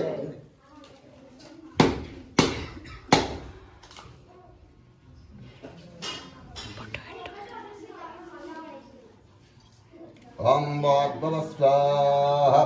ఓం తత్సర్వరేణ్యం భర్గో దేవస్య ధీమహి దివ్యో యో నః ప్రచోదయాత్. ఓం ప్రణయ స్వాహ. ఓం ఉదానాయ స్వాహ. ఓం సమానాయ స్వాహ. మధ్య విద్యేవరకమాన్ని హోత్యామి ఉత్తర ఉదోప్యామి యస్యోః పాఠం సమర్పయామి. పాఠ్యానంతర శుద్ధ ఆచమనం సమర్పయామి. హిరణ్యపాత్రం బుధో పూర్ణం దదాతి. మాధుర్యోః తానో ఏకదైవం యజమానాయ తేజో దదాతి. నమస్కరోమి. సూత పౌరాణికుడు శుభకారు మహర్షులు మళ్ళీ ఈ విధంగా ప్రశ్నించాట. ఏమయ్యా, ఈ షావుకారులు ఇంటికి చేరారా, ఈ వ్రతాన్ని చేశారా, ఫలితాన్ని పొందారా అని అనేటప్పటికి మళ్ళీ ఒక్కొక్క చెప్తాను వినండి అయ్యా అంటూ సూత పౌరాణికుడు శుభకారు మహర్షులకు మళ్ళీ ఈ విధంగా ఉపదేశం చేస్తూ ఉన్నాడు. ఇప్పుడైతే చంద్రకేతు మహారాజు గారి దగ్గర సెలవు తీసుకున్నారో చక్కగా ధనాన్నంతా కూడా యథావిధిగా మూటలు కట్టుకొని చక్కగా ఊరు వెలుపలకు వచ్చారట. వచ్చి, మామ, మనం మంచి టైంలో బయలుదేరినట్టుంది, వచ్చింది మనం జైలు పాలైపోయాం, కాబట్టి వెళ్ళిన యాళ్ళ మంచిది కానట్టుంది, కాబట్టి ఇన్ని రోజులైంది, ఎన్ని సంవత్సరాలు అయిందో మనకే తెలవకుండా పోయింది, కాబట్టి మనం చక్కగా ఇంటికి వెళ్ళి చూసి వచ్చిన తర్వాత వ్యాపారం చేసుకుందాం, చక్కగా ఇంటికి వెళదాము అనుకున్నాడు. అలాగే అల్లుడు అన్నారు. మళ్ళీ ఆ సముద్రం ఒడ్డుకు వచ్చి 2 పడవలు వెలిగించి ఆ 2 పడవల నిండా కూడా ఈ ధనాన్నంతా కూడా ఆ పడవల్లో పెట్టుకొని ఆ ఉష్కలో నుంచి నీళ్లలోకి నెడుతూ ఉన్నారట. 2 పడవలు కూడా నెడుతూ ఉంటే ఆ సత్యనారాయణ స్వామికి చిన్న సందేహం కలిగిందట. ఇప్పటికైనా కూడా వీళ్ళ జ్ఞానోదయం అయిందా కాలేదా, చిన్న పరీక్షించుదాము అనుకున్నారట. అనుకుని ఒక సన్యాసి రూపాన్ని దాల్చి అక్కడ ప్రత్యక్షమయ్యాడు. సన్యాసి, ఏమయ్యా, షావుకారులు మహాబరువుగా వస్తూ ఉన్నారు ఈ పడవలు, ఈ పడవలో ఏమున్నాయి ఏమిటి అనే సంగతి కొద్దిగా నన్ను ఆవలుడిని దింపుతారా అన్నాడు. అంటేటప్పటికీ మావాళ్ళు ఇద్దరు కూడా మాట్లాడుకున్నారు. మావా, ఇటువంటి సన్యాసులను నమ్మరాదు, దొంగలై ఉంటారు, కాబట్టి యథార్థం చెప్పకూడదు, చిన్న అబద్ధం ఆడదాము అనుకున్నాడు. అనుకుని, ఏం లేదయ్యా సన్యాసి, మేము కూరగాయల వ్యాపారం చేస్తాం, పూజా ద్రవ్యాలు అమ్ముతాం, తోలపాకులు, ఒక్కలు, ఖర్జూర పండు, పాలకూర, చుక్కకూర, గోంగూర, కరివేపాకు అన్నీ ఉన్నాయి, కాబట్టి ఈ కూరగాయలలో నిన్ను కూర్చోబెట్టుకోవడానికి వీలు కాదయ్యా అంటూ అలాగే వెళ్ళిపోతూ ఉన్నారట. తథాస్తు అన్నారట ఆ సన్యాసి. అంతర్ధానం అయిపోయాడు. ఇలా చూసేటప్పటికీ ఎవరూ లేదు. ఏదో మనం భ్రమపడినట్టుందిలే అనుకున్నారు. అలాగే పోతూ ఉన్నారు నీళ్ళల్లో. కొంత దూరం పోయేటప్పటికీ అల్కగా ఉడుతూ ఉన్నాయట 2 పడవలు కూడా. అనుమానం వచ్చేసింది. వెంటనే ముందు చూశాడు. చూసేటప్పటికీ వీళ్ళ నోటి నుంచి ఏదైతే అన్నలో తమలపాకులు, ఒక్కలు, ఖర్జూర పండు, పాలకూర, చుక్కకూర, గోంగూర, కరివేపాకు అవే ఉన్నాయి. ముత్యాలు లేవు, రత్నాలు లేవు, బంగారు లేదంతా కూడా అమ్మటం అయిపోయింది. ఓ అంటే ఓహని ఏడుస్తూ ఉన్నారు. మామా, సామాన్యుడు కానట్టుంది ఆ సన్యాసుడు, కారణ జన్ముడు. కాబట్టి ఆ సన్యాసికి మనం ఏదైతే చెప్పామో అదే మనకు ధనమంతా కూడా మాయమై విజయ ప్రత్యక్షమయ్యాయి. కాబట్టి ఆ సామాన్యుడు కానట్టుంది, వెతుకుదాం రండి అన్నారు. మరి ఏం చేద్దాం, మళ్ళీ పోదాం రండి. మళ్ళీ వెనక ఉండే మళ్ళీ వచ్చి ఆ సముద్రం ఒడ్డున 2 పడవలు విడిచిపెట్టి వెతుకుతూ ఉన్నారట. ఆ సముద్రం ఒడ్డున ఇటు పోయాడా, అటు పోయాడా, ఎటు పోయాడా అని వెతుకుతూ ఉన్నారట. వెతకంగా కొంతసేపటికి ఆ ఒడ్డు మీద ఒక మారేడు చెట్టు ఉందట. మారేడు చెట్టు కింద ఒక సన్యాసి కూర్చొని ఉన్నాడు. బహుశా ఈయనే కాబోలు అనుకున్నాడు. అనుకుని బాబురు అంటూ పోయి ఆ సన్యాసి కాళ్ళ మీద పడ్డారట. స్వామి, ఇంత మహిమగినటువంటి ఒక వారు అనుకోలేదు. నేను కళింగ దేశస్థలం ఇలా వ్యాపార నిమిత్తమై జైలు శిక్ష అనుభవించి ఇంటికి వెళ్ళిపోతూ ఉన్నాం. మేము వ్యాపారులం, అందులో మీ కూరగాయలని అబద్ధం ఆడాం, కానీ అందులో ముత్యాలు, రత్నాలు, బంగారం ఇవన్నీ కూడా ఉన్నాయి. కాబట్టి మమ్మల్ని క్షమించి మేము అబద్ధం మాత్రమే ఆడాం, మీరు దొంగగా భావించుకున్నాం. కాబట్టి మమ్మల్ని దయించి మా ద్రవ్యాన్ని మాకు ఇప్పించండి స్వామి అంటూ ఏడుస్తూ కాళ్ళ మీద పడ్డారట. మీరే కదయ్యా కూరగాయలు అన్నారు, అదే అవుగాక అన్నాను, అంతే తప్ప నేను ఏమీ అనలేదయ్యా అన్నాడు. లేదు స్వామి, మమ్మల్ని క్షమించండి అంటే ఇప్పటి నుంచైనా కూడా, ఇప్పుడు మీ జ్ఞానోదయం అయింది కదా, కాబట్టి ఇప్పటి నుంచైనా కూడా అబద్ధం ఆడకుండా, అన్యాయం చేయకుండా 4 పాదములందు ధర్మాన్ని తప్పక ప్రచారం సాగిస్తూ హాయిగా వ్యాపారం చేసుకోండి అయ్యా. ఇప్పుడు మీరు చెప్తూ ఉన్నారు కదా ముత్యాలు, రత్నాలు, బంగారం అని యథావిధిగా ఉంటాయి వెళ్ళవయ్యా అన్నాడు. మళ్ళీ ఆ పడవల దగ్గరికి వచ్చి చూశారు. చూసేటప్పటికి యథావిధిగా ఉన్నాయి. ఆ సన్యాసిని తలుచుకుంటూ ప్రయాణం సాగించి, నీళ్ళల్లో ప్రయాణం సాగించి ఇంటికి వస్తూ ఉన్నారు. ఇక్కడ లీలావతి, కళావతి ఆ రాత్రి పడుకున్నారు. తెల్లవారి పొద్దున్నే లేచారు. లేచి 10 మంది ఇళ్లలో వాళ్ళను పసుపు, వాళ్ళను కుంకుమ, వాళ్ళను గోధుమూక, వాళ్ళను అరటి పండ్లు, వాళ్ళను కొబ్బరికాయలు ఇట్లా తలా ఒకటి అనుకుని వచ్చి 10 మంది కూర్చొని పిలిపించి శ్రీ రమా సహిత సత్యనారాయణ స్వామి వ్రతాన్ని మొదలు పెట్టారట. లీలావతి, కళావతి ఎప్పుడైతే వ్రతాన్ని ఆరంభం చేశారో ఆ సత్యదేవునికి వాళ్ళ ఎన్నో దయగలిగి ఒక చిన్న పిల్లవాడి రూపంలో ఉరికొచ్చాక ఓ పిల్లవాడు, అమ్మా లీలావతి, కళావతి, మీ షావుకారులు సముద్రం ఒడ్డుకు వచ్చారు, నీ కబురు చెప్పమన్నారు అంటూ కబురు చెప్పి ఉరికాయట ఆ పిల్లవాడు. ఆనందపడ్డది లీలావతి. అమ్మా, ఆ స్వామి యొక్క దయవల్ల మనవాళ్ళు మనకు వస్తూ ఉన్నారు, కాబట్టి ఈ వ్రతాన్ని ఆకాశ ముగించుకొని కూడా నేను నాయనగారు అల్లు వస్తూ ఉన్నాట, నేను ఎదురెళ్ళి పోయి తీసుకుని వస్తాను అంటూ ఆ పూలు, అక్షతలు అన్ని కూడా అక్కడ పడవేసిన వ్రతం మధ్యలోనే లేచిపోయింది లీలావతి. లీలావతి ఎప్పుడైతే వెళ్ళిపోయిందో ఈమె కూడా గబా ఈ వ్రతాన్ని ఆకాశ ముగించుకొని కనీసం ఆ తీర్థాన్ని, ప్రసాదాన్ని ఒకళ్ళకు పెట్టకుండా, వీళ్ళు భుజించకుండా ఈమె కూడా సంతోషంలో ఆ సముద్రం ఒడ్డుకు వెళ్ళిందిట. వెళ్ళేటప్పటికీ ఆ సత్యదేవునికి కోపం వచ్చేసిందిట. ఓహో, నా వ్రతభంగం చేసి నా తీర్థ ప్రసాదాన్ని ధిక్కరించి మీరు వస్తారా? వీళ్ళు నా తీర్థ ప్రసాదాలు సేవించకుండా, ఒకళ్ళకు పెట్టకుండా మీరు వస్తారా? మీరు అహంకారం చేత ఉన్నారు, కాబట్టి మీకు జ్ఞానోదయం కావాలి అనుకున్నారు. అనుకుని అప్పటికప్పటికే పెద్ద సుడిగాలిలాగా సృష్టించాట ఆ స్వామిగారి. పెద్ద గాలి, వర్షం అన్నీ కూడా ఒకేసారి వచ్చాయి. ఆ సముద్రం ఒడ్డున నిలబడి ఉన్నటువంటి ఒక 2 పడవలు కూడా అందులో మునిగిపోయాయి.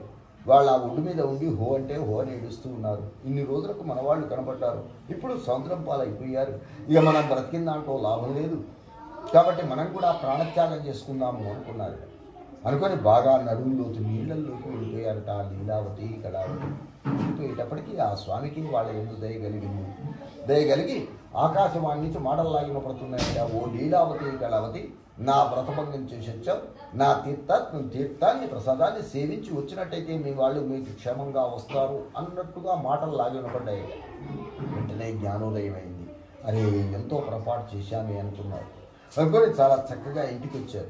ఇంటికి వచ్చి 1 గంట సేపు కూర్చొని ఈ వ్రతాన్ని ఆకాస్త ముగించుకొని వచ్చిన వాళ్ళందరూ కూడా భోజన, దక్షిణ, తాంబూలాలు ఇచ్చేందరూ కూడా సగనండి ఈ విధంగా ప్రతిజ్ఞ చేశారట. ఓ స్వామి, మా వాళ్ళు మాకు బ్రతికి బయటికి వచ్చిరా, మళ్ళీ రేపు ఉదయాన్నే వచ్చి ఈ వ్రతాన్ని చేస్తాం, లేకపోతే మాత్రం మేము కూడా ఈసారి ప్రాణత్యాగం చేసుకుంటాం, మేము కూడా అదే సముద్రంలో దూకి చనిపోతాం స్వామి అంటూ ప్రతిజ్ఞ చేసి 1 గంట సేపు తర్వాత ఆ సముద్రం ఒడ్డుకు వెళ్ళారట లీలావతి, కళావతి.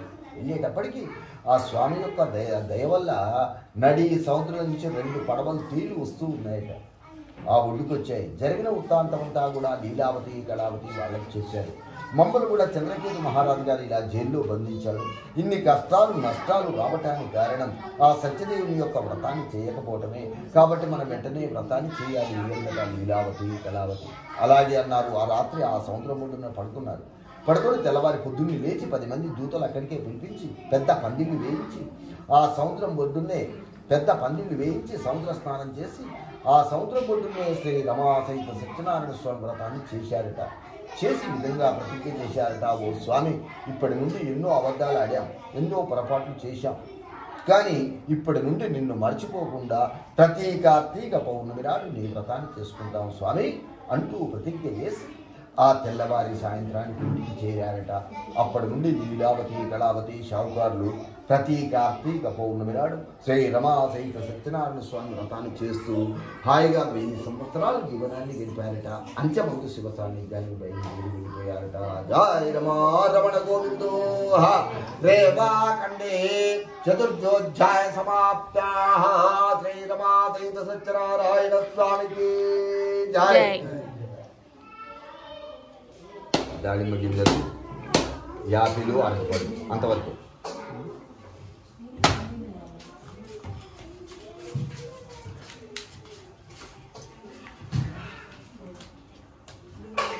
ఓం వాగ్దవస్సాః ఓం తత్సవితుర్వరేణ్యం భర్గోదేవస్తమేమహి దివ్యోయోనః ప్రచోదయాత్. సర్వాపరాధాన్ సర్వమంగళ విగ్రహాయ సమస్త పరివారాయ ఓం ప్రాణాయ స్వాహ, ఓం ఉదానాయ స్వాహ, ఓం సమానాయ స్వాహ.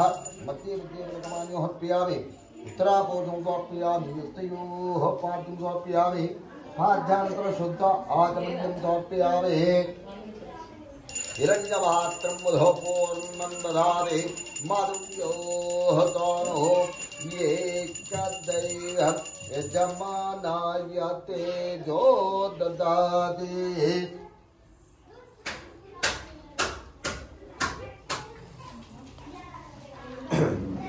రేవాఖండే పంచమోధ్యాయ ఆరంభః. సూత పౌరాణికుడు శుభ్రకారి మహర్షులు మళ్ళీ ఈ విధంగా దర్శించాట. ఏమయ్యా, ఈ మన భూలోకంలో ఈ బ్రాహ్మడు, ఈ కట్టెలు అమ్ముకునేవాడు, ఈ షావుకారులు, ఈ రాజుగారి ఈ వ్రతాన్ని చేసి ఫలితాన్ని పొందారా, లేకపోతే ఇంకెవరైనా కూడా చేసి ఫలితాన్ని పొందిన వాళ్ళు ఉన్నారా అని అనేటప్పటికీ మళ్ళీ ఒక కథ చెప్తాను వినండి అయ్యా అంటూ సూత పౌరాణికుడు శుభ్రకారి మహర్షులకు ఈ విధంగా ఉపదేశం చేస్తూ ఉన్నాడు. పూర్వము కళింగ దేశాన్ని పరిపాలిస్తూ ఉన్నాడు తుంగధ్వజ మహారాజు గారు. 4 పాదములందు ధర్మాన్ని తప్పక పరిపాలన సాగిస్తూ ఉన్నాడు. కానీ ఆయనకు మహాబహు సంతానం, 100 మంది కుమారులు, కన్న బిడ్డలతో రాజ్యపాలన చేస్తూ ఉన్నాడు. ఎవరికైనా ఆపద కలిగితే తనకే ఆపద కలిగిందా ఏమిటి అనుకునేవాడు. ఎవరికి ఏ ఆపద రాకుండా 4 పాదములందు ధర్మాన్ని తప్పక పరిపాలన సాగిస్తూ ఉన్నాడు. ఒకరోజు సభ తీర్చుంది, సభ జరుగుతుంది. ఆ సభలో పెద్ద గుంపు వచ్చింది. తుంగధ్వజ మహారాజా, మా పాడి పంటలు కాపాడండి, మమ్మల్ని రక్షించండి అంటూ ఆర్తనాదాలు పెడుతూ వచ్చారట. ఏమిటయ్యా మీకు జరిగిన ఆపద ఏమిటి సంగతి అన్నారు. అయ్యా ఏం లేదంటే ఏనుగులు, సింహాలు, పులులు ఇటువంటి అన్ని కూడా మా గ్రామాల మీద పడి చిన్న చిన్న పిల్లలు ఉంటే సమరిస్తూ ఉన్నాయి. మా పాడి పంటలు కూడా పాడు చేస్తూ ఉన్నాయి. వీటి క్రూర జంతువుల వల్ల మేము బ్రతికేటట్టు లేదు రాజా అన్నారు. తప్పకుండా కాపాడుతానయ్యా అన్నాడు. అందరికి కూడా మాట ఇచ్చాడు. అందరూ కూడా పంపించాడు. ఆ రాత్రి పడుకున్నాడు. తెల్లవారి పొద్దున్నే లేచాడు. లేచి ఆ కుమారులకు రాజ్యభారాన్ని ఒప్పజెప్పి తగిన సైన్యాన్ని తీసుకుని నేను వేట కోసమని బయలుదేరాడు తుంగధ్వజుడు. ఆ ఊరు వెలుపల నుంచే వేట చేస్తూ ఉన్నాడు. కనపడ్డ ఏనుగులు, సింహాన్ని, పులులు అని కూడా చంపుకుంటూ పోతూ ఉన్నాడు. పోగా పోగా పోగా పోగా చాలా దూరం వెళ్ళిపోయాడు. కొండలు, గుట్టలు, దండకాన్యాలని కూడా దాటిపోతూ ఉన్నాడు. చాలా పొద్దుగుడు వచ్చేసింది. పొద్దుగోకులు వేట చేస్తూ ఉన్నాడు. చాలా పొద్దుగు వచ్చేసింది. వెనక నుంచి హారకారాలు చేస్తూ ఉన్నాడు. అయ్యా తుంగధ్వజ మహారాజా, ఆగండి ఆగండి అన్నారు. ఏమిట్రా అయ్యా, మనకి పొద్దుగూక వచ్చేస్తుంది, మనకు పొద్దున్న నుంచి ఆహారం, నీళ్లు ఏమీ లేకుండా ఇలా ఎంతసేపు ఏమిటి అని సంగతి ఏంటి? అరే నేను మర్చిపోయాను కాబట్టి పొద్దున్న వచ్చేస్తుంది, కాబట్టి మనం వేట మోగించుకొని ఇంటికి వెళ్దాము రా అన్నారు. అలాగే అన్నారు. వేట మోగించుకొని మళ్ళీ వెనకపోబడ్డారు. మళ్ళీ వెనక తిరిగి ఆ కొండలు, గుట్టలు, దండకాన్యాలను కూడా దాటి వస్తూ ఉన్నారట. మార్గ మధ్యలో చీకటి ఒక దారి వెంట వెళ్ళే బదులు ఇంకో దారి వెంట వెళ్ళారు. దారి చెప్పారు. ఆ దారి పోను పోను పోను పోను పెద్ద సెల ఏట్లోకి పెద్ద ఏరు బాగుంది అంటారు. ఏడురా మనం పోయేటప్పుడు ఎక్కడికి ఏరు కలగలేదే, ఇప్పుడు ఏరు వచ్చేసింది, ఎట్లా ఏంటి, మళ్ళీ వెనక పోవాలా ఏంటి సంగతి? అయ్యా వెనక పోయేదే లేదు, ఏరు దాటి ఇతరుల నుంచి వెళ్ళిపోదాం అన్నారు. అలాగే రా అన్నారు. ఆ ఏట్లో కాళ్ళు ముఖం అనుకున్నారు. ఇన్ని మనుషులు జరిగారు. ఆ ఏరు దాటి ఇతరులకు వచ్చారు. ఇతరులు అక్కడ పెద్ద మొట వస్తుంది, పెద్ద మర్రి చెట్టు. ఆ మర్రి చెట్టు కింద కూర్చున్నాడు. అరే కొద్దిగా విశ్రాంతి తీసుకొని ఎలాగో దారి తెప్పించాం, కొద్దిగా విశ్రాంతి తీసుకొని మనం పోదాం రాదు. అలాగే రాజా అన్నారు. ఆ మర్రి చెట్టు కింద కూర్చున్నారట అందరూ కూడా. రాజుగారు కూర్చునేటప్పటికీ ఆ చెట్టుకు అవతల వైపు అక్కడ పశువులు కాచుకునేవాళ్ళు, మేకలు కాచుకునేవాళ్ళు, గొర్రెలు కాచుకునేవాళ్ళు, యాదవులంతా కూడా కూర్చొని గొల్లవాళ్ళంతా కూడా కూర్చొని శ్రీ రమా సహిత సత్యనారాయణ స్వామి వ్రతాన్ని చేస్తూ ఉన్నారు. ఇలా చూసేటప్పటికి రాజుగారు ఉన్నాడు. అరే, మనం ఎలాగో వ్రతాన్ని చేశాం కదా, ఆ తీర్థాన్ని ప్రసాదాన్ని రాజుగారికి పెడదాం అనుకున్నాడు. అనుకుని ఆ మర్యాదతో 2 డొప్పలు గుట్టి, ఒక డొప్పలో తీర్థము, ఒక డొప్పలో ప్రసాదం తీసుకుని చక్కగా గొల్లవాళ్ళంతా కూడా రాజుగారి దగ్గరికి వచ్చారు. అయ్యా తుంగతుర్జ మహారాజా ఇవ్వండి అన్నాడు. ఏమిట్రా అన్నాడు. అయ్యా మేము సత్యదేవుని యొక్క వ్రతాన్ని చేశాము, ఆ తీర్థాన్ని ప్రసాదాన్ని మీకు పెడదామని తీసుకొచ్చామండి అన్నాడు. అనేటప్పటికీ ఆయన కోపం వచ్చేసిందిట. ఏమిట్రా, నేను రాజుని కదా అనేటువంటి ఒక అహంకారం వచ్చేసిందిట.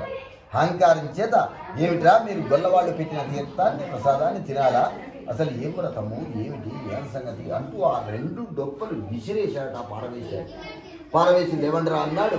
సైన్యాన్ని వెంట పెట్టుకుని పోతూ ఉంటే ఆ సత్యనారాయణ స్వామికి కోపం వచ్చేసింది. ఓహో, నేను రాజుని కదా అనేటువంటి ఒక అహంకారం చేత నా భక్తులు పెట్టిన తీర్థాన్ని ప్రసాదాన్ని నన్ను ధిక్కరించి నువ్వు వెళ్ళిపోతావా, నా మహిళతో నీకు అర్థం కావాలి అనుకున్నాడు.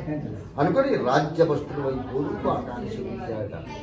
చాలా చక్కగా హాయిగా రాజ్యానికి వెళ్ళాడు, రాజ్యపాలన చేసుకుంటూ ఉన్నాడు. గొల్లవాళ్ళు భయపడి అందరూ కూడా వాళ్ళ నెలకు వాళ్ళు ఇలా ఒక 6 మాసాలు గడిచాయి. 6 మాసాలు గడిచాయి. 6 మాసాలు గడిచిన తర్వాత ఒకరోజు మహాగాఢ నిద్రలో ఉన్నాడు రాజుగారు. అమ్మా కొంచెం మెల్లగా మాట్లాడుకోండి. మహా గాఢ నిద్రలో ఉన్నాడు. ఈలోగా ఒక దూత ఉరికొచ్చాడు. అయ్యా తుంగతుర్జ మహారాజా లేవండి లేవండి అన్నాడు. ఏమిట్రా అన్నాడు. ఏమిట్రా అయ్యా మనకు ఆపద వచ్చిందండి అన్నాడు. ఏమి ఆపద ఏమిటి అని సంగతి అన్నాడు. అయ్యా ఏం లేదండి, మీ పారి వాళ్ళు కళింగ దేశస్తులు ఆ దక్షిణం నుంచి వచ్చి మన కోటను ముట్టడించారు. 100 మంది కుమారులు బంధించారు. ఎవరిని కనబడ్డా కూడా బంధిస్తున్నారండి అని నాకు ఆశ్చర్యం వేసింది. ఎన్నడో నాకు రాజ్యాన్ని తప్పకట్టలేక నాకు రాజ్యాన్ని వదిలిపెట్టిపోయిన వాళ్ళు మళ్ళీ రావటం ఏంటి, నా రాజ్యాన్ని ఆక్రమించడం ఏంటి, ఏదైనా కూడా ఇప్పుడు నేను దొరికితే నన్ను కూడా బంధిస్తారు కదా అనేటువంటి ఒక భయం చేత అరే నేను కూడా దొరకను, మీరు కూడా దొరకదురా, ఏదైనా కూడా తెల్లారినాక ఆలోచిద్దాం అంటూ ఒక సొరంగం మార్గం గుండా ఊరి వెనకలకు వెళ్ళిపోయాయట. అక్కడ కొండ ఉంటే కొండ మీద కూర్చొని ఆలోచిస్తూ ఉన్నాడు. ఎన్నడూ పోయిన వాళ్ళు మళ్ళీ రావడం ఏంటి, నా రాజ్యాన్ని ఆక్రమించడం ఏంటి, ఈ ఆపద ఎందుకు వచ్చింది ఏమిటి అని ఆలోచిస్తూ ఉన్నాడు. ఈలోగా తెల్లారి ఏం చేయాలి ఎక్కడా అర్థం కావటం లేదు. పోనీ ఊళ్ళోకి వెళదామా, బంధిస్తారో ఏదో, మరి ఎవరు రావట్లేదు, నేను ఊళ్ళోకి వెళ్ళట్లేదు, ఏం చేయాలి అని ఆలోచించుకుంటూ బయటికి పోతూ ఉన్నాడట. కొంత దూరం పోయేటప్పటికీ ఆ సత్యదేవుని యొక్క మహిమ వల్ల ఆ మర్రి చెట్టు కనపడదట. చాలా చక్కగా అక్కడికి వెళ్ళాడు. ఆ ఏట్లో కాళీ ముఖం కడుకున్నాడు, ఇన్ని మనుషులు తాగాడు, బాగా ఎండైపోయింది. చాలా చక్కగా మళ్ళీ ఆ మర్రి చెట్టు కిందకి వచ్చాడు. చెట్టు కిందకి వచ్చి చూసేటప్పటికీ ఒక 6 మాసాల క్రితం పారవేసిన తీర్థము ప్రసాదము 2 డొప్పలు అలాగే ఆశ్చర్యం వేసింది. నేను ఒక 6 మాసాల క్రితం పారవేసిన తీర్థము ప్రసాదం ఇప్పుడు కూడా చెక్కు చెదరకుండా అలాగే ఉంది. అసలు ఏం వ్రతము ఏమిటి ఏం సంగతి అనుకున్నాడు. అనుకొని తెలుసుకోవాలి అనుకుని ఆ అడవిలో తిరుగుతున్నాడు. తిరిగింగా కొంతసేపటికి ఆ గొల్లవాళ్ళంతా కూడా వచ్చారు. వాళ్ళందరి దగ్గరికి పిలిచాడు. అరే మీరు ఒక 6 మాసాల క్రితం నాకు తీర్థాన్ని ప్రసాదాన్ని పెట్టారు, అది నేను ధిక్కరించి వెళ్ళాను, అది ఇప్పుడు కూడా చెక్కు చెదరకుండా అలాగే ఉంది, అది ఏం వ్రతము ఏమిటి ఏం సంగతి అని. అయ్యా ఆపద ముక్కులవాడు, నీ మనస్సులో ఏదైతే కోరిక కోరుకొని ఈ వ్రతాన్ని చేస్తారో వెంటనే ఆ కోరిక సిద్ధింప చేస్తాడు శ్రీ రమా సహిత సత్యనారాయణ స్వామి వ్రతము అన్నాడు. అరే ఇందులో ధిక్కరించారు, మీ స్వామిని దూషించారు, నా అపరాధాన్ని మన్నించి ఆ వ్రతం ఏదో మీరు చేయుతురు రాండిరా అన్నాడు.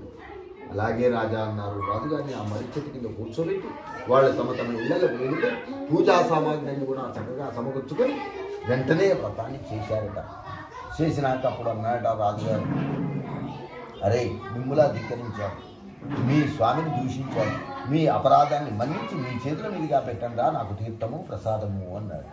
అప్పుడు ఆ గొల్ల వాళ్ళ చేతుల మీదుగా తీర్థాన్ని ప్రసాదాన్ని సేవించి ఆ అక్షతలు తీసుకొని ఓ రమాసహిత సత్యనారాయణ స్వామి నిన్ను ధిక్కరించారు, నీ భక్తులను దూషించారు, నా అపరాధాన్ని మన్నించండి, నేను కూడా ఒక ఆపదలో ఉన్నాను, నన్ను కూడా ఈ ఆపద నుంచి గట్టెక్కించినట్టయితే నేను కూడా నీ వ్రతాన్ని ఆచరిస్తాను స్వామి అంటూ ప్రతిజ్ఞ చేసి వ్రత విధానమంతా కూడా చేసుకొని ఆ సత్యనారాయణ స్వామిని తలుచుకుంటూ ఓ సత్యనారాయణ స్వామి ఓం సత్యనారాయణాయ నమః అనుకుంటూ బయలుదేరి వెళ్ళిపోతూ ఉన్నాడట. కొంత దూరం పోయేటప్పటికీ ఆ స్వామి యొక్క మహిమ వల్ల ఓ 10 మంది దూతలు ఎదురొచ్చారట. అయ్యా తుంగతుర్జ మహారాజా ఆగండి ఆగండి అన్నారు. ఏమిట్రా మీ శత్రురాజులు ఎటుపోయారు, మీరు ఎలా రాగలిగారు అన్నట. అయ్యా వాళ్ళు తెల్లవారు ఏమి ఆలోచించారో ఏమిటో తెలియదు కానీ తెల్లవారి పొద్దున్నే మళ్ళీ మీ రాజ్యం వద్దు మీరొద్దు అంటూ కూడా అందరూ కూడా బంధ విముక్తి చేసి కొంత ధనాన్ని, కొంత గజబలాన్ని, కొంత సైన్యాన్ని తీసుకొని పారిపోయారయ్యా అన్నాడు. ఆశ్చర్యం వేసింది. ఇది కేవలం అప్పుడు జ్ఞానోదయం అయింది. ఇది కేవలం సత్యదేవుని యొక్క మహిమలే కదా అనుకున్నాడు. సత్యాన్ని తెలుసుకున్నాడు. చాలా చక్కగా రాజ్యానికి వెళ్ళాడు. ఓ సభ ఏర్పాటు చేశాడు. అందరికి కూడా చెప్పాడు. ఆ సైన్యాలు ఊరంతా కూడా ఆ సభలో, ఏమయ్యా నేను వేట కోసం అని పోయినప్పుడు శ్రీ రమా సహిత సత్యనారాయణ స్వామిని ధిక్కరించాను కాబట్టి మనకి ఈ రాజ్యంలో మనకి ఈ ఆపద కలిగింది. కాబట్టి మన రాజ్యంలో కడప కడప కూడా శ్రీ రమా సహిత సత్యనారాయణ స్వామి వ్రతాన్ని చేయాలని ఆజ్ఞాపించారట. అందరి చేత కూడా చేయించారట. చేయించి ఈ విధంగా ప్రతిజ్ఞ చేశారట. ఓ స్వామి, ఇప్పటి నుండి నన్ను నా రాజ్యాన్ని హాయిగా చల్లగా చూసినట్టయితే నేను నిన్ను మర్చిపోకుండా ప్రతి కార్తీక పౌర్ణమి నాడు నీ వ్రతాన్ని చేసుకుంటాను స్వామి అంటూ అందరి చేత కూడా ప్రసిద్ధి చేయించారట. అప్పటి నుండి ఈ తుంగధ్వజుడు ప్రతి కార్తీక పౌర్ణమి నాడు శ్రీ రమా సహిత సత్యనారాయణ స్వామి వ్రతాన్ని చేస్తూ హాయిగా 1000 సంవత్సరాలు రాజ్యపాలన చేశారట. అంచమంది శివ సాన్నిధ్యానికి బయలుదేరి వెళ్ళిపోయారట. కాబట్టి ఎవరైనా ఈ వ్రతాన్ని చేస్తారో, ఈ వ్రతంలో పాల్గొంటారో, ఈ వ్రత కథలు వింటారో వారి వారి మనస్సులో ఏవైతే కోరికలు ఉన్నాయో వెంటనే తీరుతాయని ఆ సూత పౌరాణికుడు చౌడకాది మహర్షులకి ఈ విధంగా ఉపదేశం చేశారట. జయ రమా రమణ గోవిందో రేవాకంటే పంచమోధ్యాయ సమాప్తా. శ్రీ రమా సహిత సత్యనారాయణ స్వామికి జయ. ఒక కొబ్బరికాయ కొట్టాము, వాళ్ళని కొట్టామండి. ఒకటి కూడా కొట్టేది, ఒకటి కొట్టామండి. అమ్మా మీరు కూడా కొడితే కొట్టేసేయండి. అమ్మా ఇటువంటి కూతురు ఉన్నాయా వేరే? కళ్ళు మూసుకొని ఆ స్వామికి తినిపిస్తున్నట్టుగా మనసులో భావన చేసుకొని ఇక 5 సార్లు చేయించండి. అందరు కూడా ఒక్క నిమిషం కళ్ళు మూసుకోండి అయ్యా.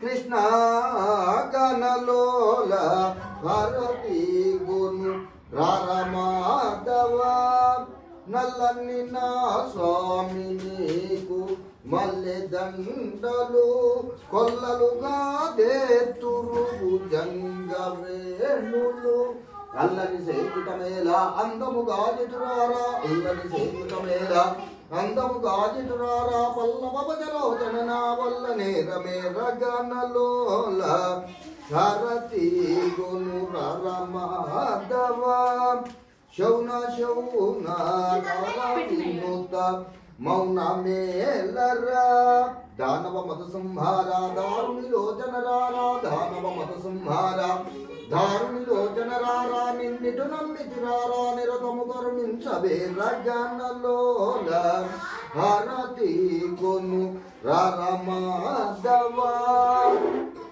మంగళం మోహేంద్రాయ మయ్యగుణాత్మనే చక్రవర్తితనోజాయ సార్వభౌమాయ మంగళం వేద వేదాంత వేద్యాయ మేఘశ్యామలమూర్తయే ఓసాం మూఘరూపాయ పుణ్యశ్లోకాయ మంగళం మంగళాశాసన పరిమధాచార్య పురోగమై సర్వైశ్చపూర్వై ఆచార్యై. ఎడమ చేత పట్టుకొని గుడి చేసుకొని ఆ స్వామిని పూజించండి.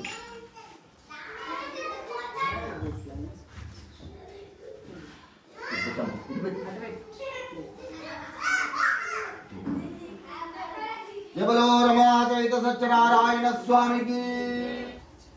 హిరణ్యపాత్రం మధో పూర్ణం దదాతే మధుయోః ప్రాణో దదాతే.